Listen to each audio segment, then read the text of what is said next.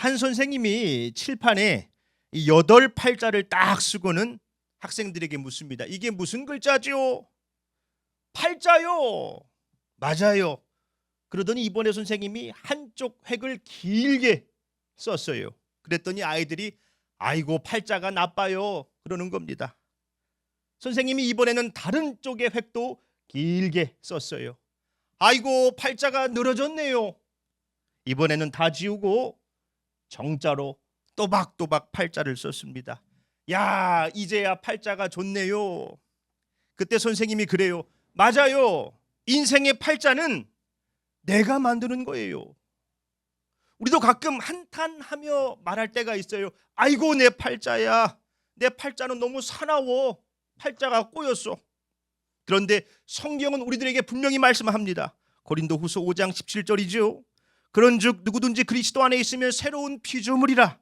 이전 것은 지나갔으니 보라 새 것이 되었도다.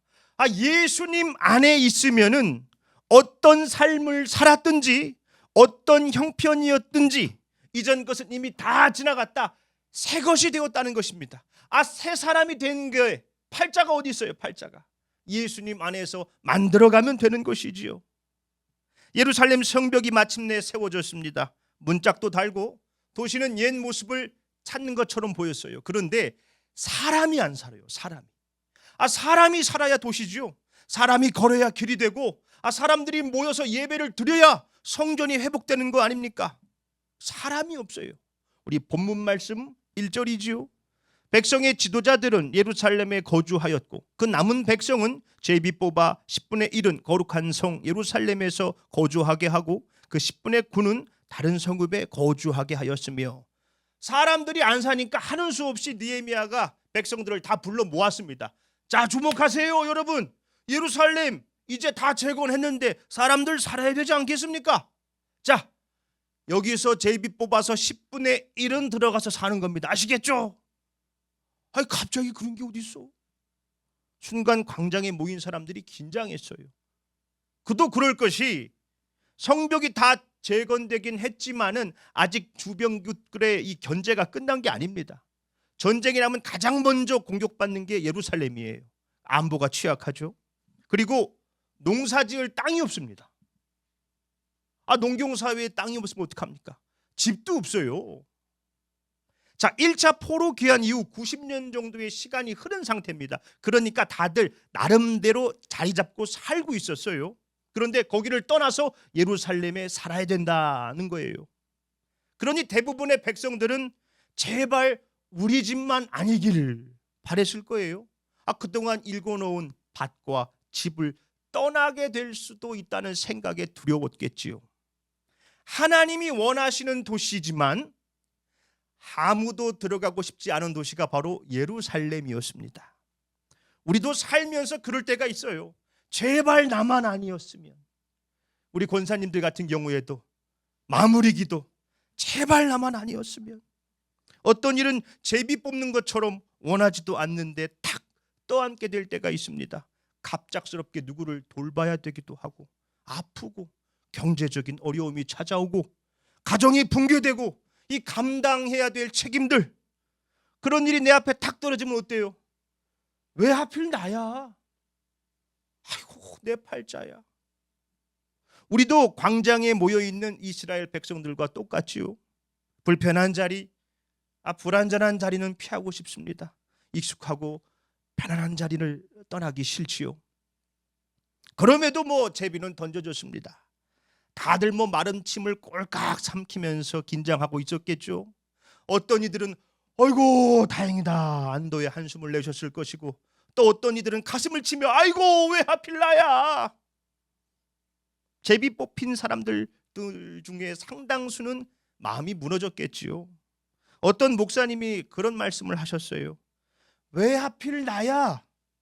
왜 나한테 이런 일이 생겨라고 따지기 전에 왜 다른 사람들은 되는데 너는 안 돼?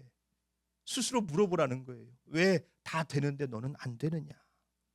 조금 잔인하게 들릴 수도 있습니다.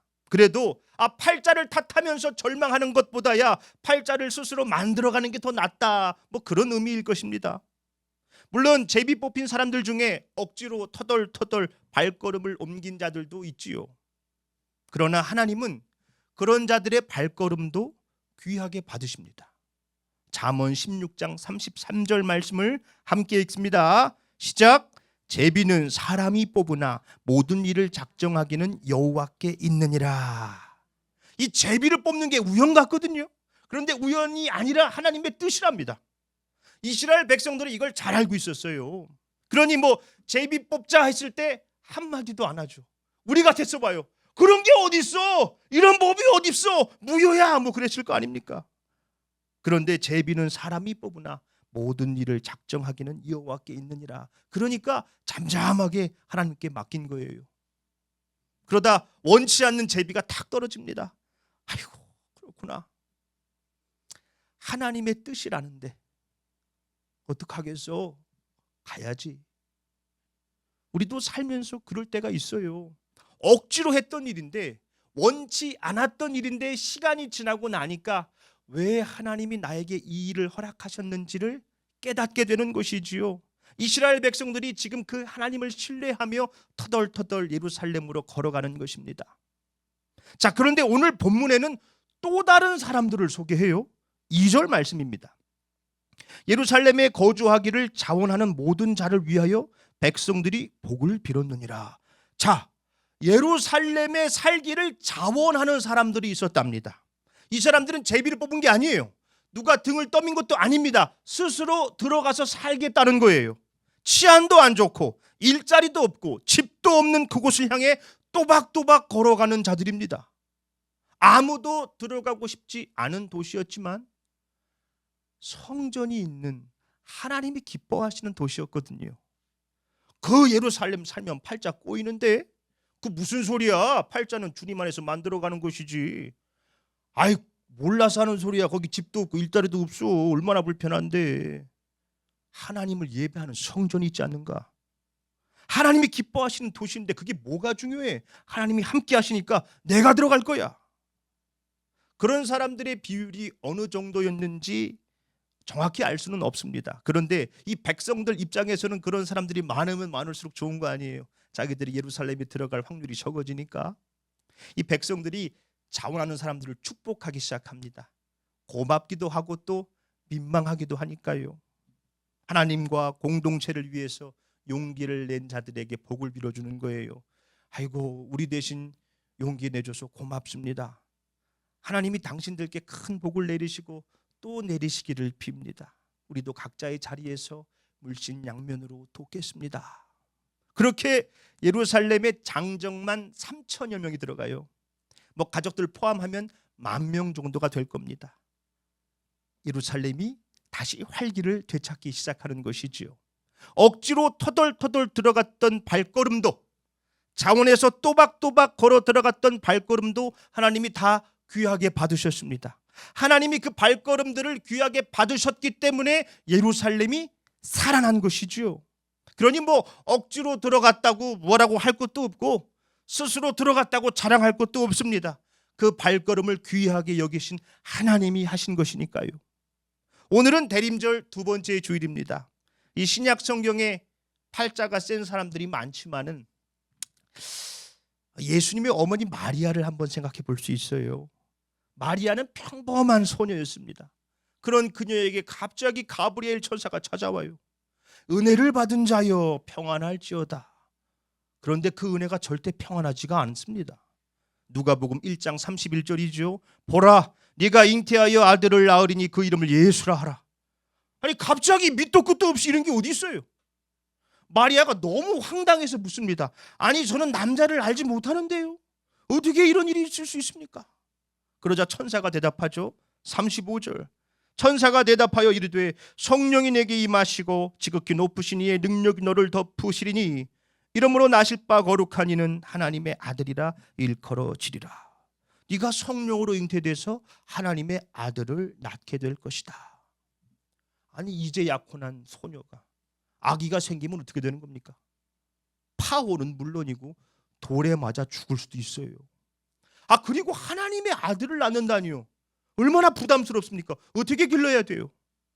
아유, 왜 하필 저예요? 왜? 다른 믿음 좋은 사람들도 많지 않습니까? 저는 그럴 그릇이 못 돼요. 저는 그냥 평범하게 살고 싶어요. 마리아는 그러지 않았지요. 하나님의 제비가 자기 앞에 탁 떨어지는 순간 자원하는 마음으로 순종합니다. 누가복음 1장 38절, 마리아가 이르되 주의 여종이오니 말씀대로 내게 이루어지이다 하매 천사가 떠나가니라. 억지처럼 보였던 제비가 순종의 고백이 되는 순간 역사가 뒤집힙니다. 그 순종의 발걸음으로 메시아의 길이 열렸습니다. 구원이 시작된 것이지요. 마태복음 1장 21절 말씀 함께 읽습니다. 시작. 아들을 낳으리니 이름을 예수라 하라. 이는 그가 자기 백성을 그들의 죄에서 구원할 자이심이라 하니라. 그렇지요. 이 텅 빈 예루살렘을 다시 살린 것도, 하나님의 아들이 인간의 몸을 입고 이 땅에 오신 것도, 불편함과 불안함 속에서도 순종의 발걸음을 내딛는 자들이 있었기 때문입니다. 우리도 종종 인생의 어느 모퉁이 길에서 한탄하듯 아이고 내 팔자야 할 때가 있습니다. 그러나 팔자는 정해진 글자가 아니지요. 하나님과 함께 써내려가는 글자입니다. 예루살렘은 성벽을 다시 세워서 살아난 게 아닙니다. 억지로라도 옮긴 발걸음, 아무도 가지 않으려 할 때 자원했던 믿음의 발걸음, 그 발걸음들을 하나님이 귀하게 받으셨기 때문에 되살아난 것입니다. 그리고 이 대림절 한복판에 또 한 명의 순종의 발걸음을 봤지요. 마리아. 갑자기 떨어진 하나님의 제비 앞에서 얼마나 두렵고 떨렸겠습니까? 그러나 믿음으로 순종합니다. 주의 여종이오니 말씀대로 내게 이루어지이다. 그 순종이 메시아의 길을 열었습니다. 우리에게도 갑자기 원치 않는 일들을 떠맡게 될 때가 있어요. 갑작스러운 돌봄, 부담스러운 사역, 경제적인 무게, 미래에 대한 염려. 그럴 때 나도 모르게 주님 왜 하필 저예요? 왜 하필? 그럴 수 있지요. 그러나 오늘 우리 주님은 우리들에게 부드럽게 되물으시는 겁니다. 왜 너는 안 되냐? 내가 함께 하는데, 내가 있는데 왜 너는 안 되냐? 그렇지요. 팔자는 정해진 운명이 아닙니다. 하나님과 함께 걸어가는 순종의 발걸음입니다. 우리의 힘만으로는 발걸음을 뗄 수 없습니다. 그러나 성령께서 우리들의 발을 붙들어 주십니다. 그러니 주님과 함께 믿음으로 순종의 발걸음을 내딛는 우리 행복한 교회가 되기를 소망합니다.